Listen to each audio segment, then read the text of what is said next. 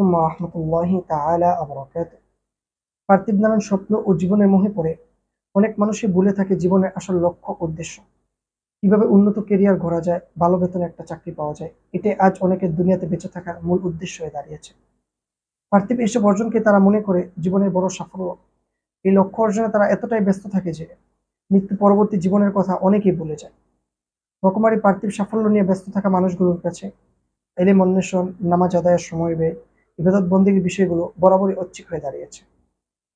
প্রিয় দিনী ভাই ও বোনেরা, নিজের সামনে যে অনন্ত অসীম আখিরাতের একটা জীবন রয়েছে, এটার কথা আমরা অনেকেই ভুলে যাচ্ছি।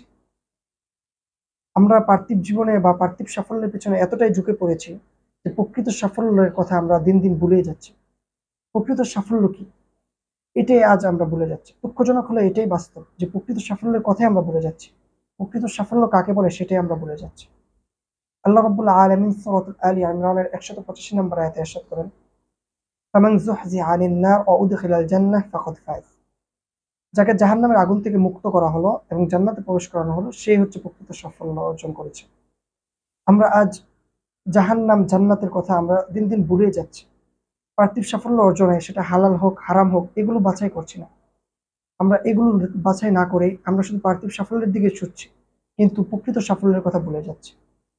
এজন্য ভাই আমি বলবো, অনুরোধ করব, আবেদন করব, আপনারা যা কিছুই করুন প্রকৃত সাফল্যের কথা ভুলে যান না। আপনি প্রকৃত সাফল্য কিভাবে অর্জন করা যায়, তার জন্য কি পুঁজি অর্জন করেছেন, কি পাথেয় গ্রহণ করেছেন, প্রকৃত সাফল্য অর্জনের জন্য কি কি পাথেয় আপনি সংরক্ষণ করেছেন, এগুলো পিছনে বেশি মনোযোগী হন। তাহলে দুনিয়াতেও সফল হবেন, আখিরাতেও সফল হবেন। জাযাকুমুল্লাহ। আসসালামু আলাইকুম ওয়া রাহমাতুল্লাহি ওয়া বারাকাতুহু।